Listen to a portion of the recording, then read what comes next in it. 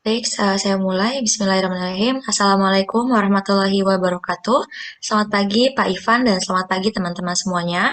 Hari ini kami dari kelompok satu akan mempresentasikan tugas kasus 2 yang masih berhubungan dengan SGDS.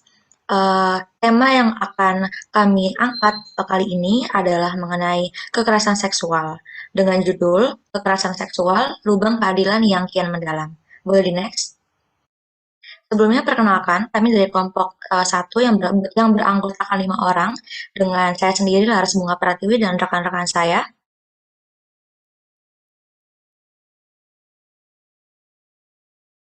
Saya Audi Fantanjara Arfiogi. Saya Ibrahim Irham Amel. Saya Ilham Raffi Priyambodo. Dan saya Nadia Salsabila. Boleh di next? Baik, materi pertama akan disampaikan oleh Nadia. Kepada Nadia dipersilakan. Ya, terima kasih kepada Laras Bunga. Boleh di next. Nah, pada kesempatan kali ini, kelompok kami akan mengangkat suatu kasus yang berada di lingkungan kami, yang dimana kasus ini merupakan salah satu tindak kekerasan seksual yang berhubungan dengan SDGs pada sektor ke-16, yaitu perdamaian, keadilan, dan kelembagaan yang tangguh, di mana tujuannya adalah untuk menguatkan masyarakat yang inklusif dan damai untuk pembangunan berkelanjutan, menyediakan akses keadilan untuk semua, dan membangun kelembagaan yang efektif, akuntabel, dan inklusif di semua tingkatan. Kasus kekerasan seksual di Indonesia masih sangat tinggi. Menurut data Komnas Perempuan, sebanyak 400.031 kasus kekerasan terhadap perempuan terjadi sepanjang 2019. Jumlah tersebut naik sebesar 6% dari tahun sebelumnya, yakni hanya 406.178 kasus. Pada tahun 2020, angka kekerasan terhadap perempuan mengalami penurunan sebanyak 299.911, berkurang 31% dari kasus di tahun 2019, yang mencatat sebanyak 431.471 kasus. Meskipun telah mengalami sedikit penurunan, tetapi angka kekerasan terhadap perempuan masih terbilang cukup tinggi. Bahkan kekerasan seksual terhadap perempuan di Indonesia sudah dalam kondisi yang darurat. Selanjutnya akan dijelaskan oleh teman saya. Baik, boleh di next. Terima kasih Nadia. Sepertinya sudah disinggung oleh Nadia tadi bahwa pada kesempatan kali ini kami akan mengangkat satu kasus yang berada di lingkungan sekitar kami, di mana kasus ini merupakan salah satu tindakan kekerasan seksual dan berhubungan dengan SGDS di sektor ke-16, yaitu perdamaian, keadilan, dan kelembagaan yang tangguh, di mana ada salah satu korban yang mengalami pengalaman yang tidak mengenakan karena mendapatkan perlakuan yang tidak pantas dari ayah tirinya dan ibu kandungnya. Pengalaman yang ia alami tersebut membuat ia memiliki trauma yang berat atas apa yang ia telah lalui selama 2 tahun ke belakang. Korban mengalami post traumatic stress disorder atau PTSD. Korban mengalami rasa takut, cemas, marah, dan merasa bersalah, bahkan sedih yang berkepanjangan. Apalagi kebanyakan korban dari pelecehan seksual itu akan diberikan label yang buruk atau stigma yang negatif di masyarakat, dan itu semua sulit dihilangkan. Imbasnya adalah korban selalu merasa bahwa dirinya tidak berharga, atau korban selalu berusaha untuk menghindari orang-orang sekitar. Lalu juga korban selalu merasa dalam bahaya dan harus ekstra waspada dimanapun dan kapanpun ia berada. Dan kondisi kesehatan mental korban ini berdampak pada terganggunya aktivitas sehari-harinya. Dan perlu waktu yang lama untuk korban bisa pulih secara utuh, dan bisa saja traumanya akan terus ada sampai uh, jangka waktu yang lama. Nah, contoh kejadian ini sangat disayangkan karena yang dimana orang tua yang seharusnya memberikan kasih sayang yang berlimpah, melindungi anaknya, menjaga anaknya, namun justru malah membuat tindakan yang tidak tercela, yang tidak terpuji seperti ini. Boleh di next?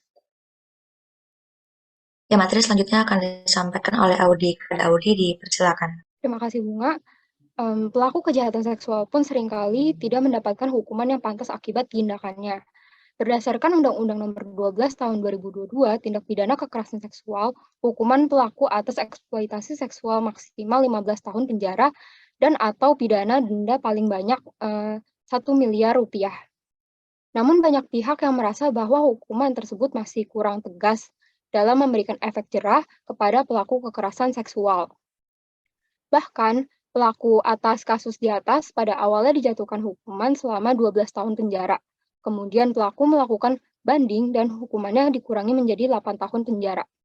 Nah, melihat dari ketidaktegasan hukum dalam melindungi dan menegakkan keadilan, inilah menjadi salah satu penghalang dalam menjaga perdamaian dan keadilan bagi kaum perempuan di Indonesia. Bisa di next. Selanjutnya akan dijelaskan oleh Ibam. Oke, terima kasih Audi. Boleh di next. Selanjutnya ada analisis kasus. Yang pertama ada akar permasalahan atau penyebab terjadinya pelecehan seksual tersebut. Pelecehan seksual dan pemerkosaan itu termasuk ke dalam kekerasan seksual yang dapat dikatakan sebagai kekerasan berbasis gender. Masyarakat dikotak-kotakkan atau dikonstruksikan menjadi kaum laki-laki dan kaum perempuan yang mana terdapat kaum yang dianggap kaum superior karena memiliki kewenangan untuk mengatur dan memimpin dalam kehidupan, bahkan menyentuh ranah pribadi, yaitu tubuh lawan jenis. Bentuk implementasi dalam mengatur dan menguasai lawan jenis adalah bentuk pelecehan seksual dan pemerkosaan di mana perempuan dianggap sebagai kaum inferior. Boleh dilanjut. Untuk selanjutnya akan dilanjutkan oleh Ilham. Oke, terima kasih Ibrahim. Selanjutnya ada solusi dari permasalahan kasus tersebut.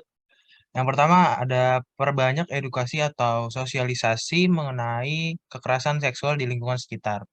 Nah, hal ini bisa dilakukan agar pemahaman mengenai kekerasan seksual itu tidak lagi menjadi suatu hal tabu di kalangan masyarakat. Ya, lalu yang kedua, berani untuk melaporkan atau speak up terhadap masalah kekerasan seksual yang terjadi. Tujuannya supaya ketika kita melihat dengan mata kepala kita sendiri atau bahkan justru kita yang mengalaminya, kita tidak takut untuk melaporkan dan berani untuk speak up terhadap masalah kekerasan seksual ini. Lalu yang ketiga yaitu perbanyak lembaga-lembaga yang menaungi kasus-kasus pelecehan seksual baik di lingkungan kampus maupun di lingkungan masyarakat sekitar.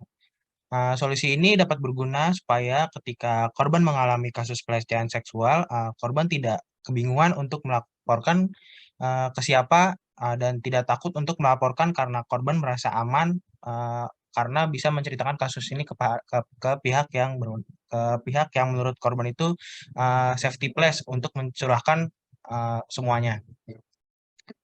Dengan memperbanyak lembaga-lembaga tersebut, tentunya akan lebih memudahkan korban untuk kasus korban ini untuk diproses lebih cepat, sehingga korban tidak memendam trauma yang jauh lebih lama lagi.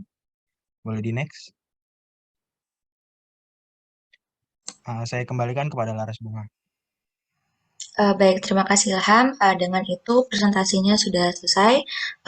Sekian dari presentasi tugas kasus 2 kelompok 1. Semoga dengan diangkatnya kasus ini lebih banyak lagi korban-korban yang berani untuk speak up atau berani untuk melaporkan kepada pihak yang berwajib dan semoga pelaku pelecehan seksual mendapatkan hukuman yang setimpal dengan apa yang telah ia lakukan. Amin. Cukup sekian pemaparan dari kami, kurang lebihnya mohon maaf. Wassalamualaikum warahmatullahi wabarakatuh. Terima kasih.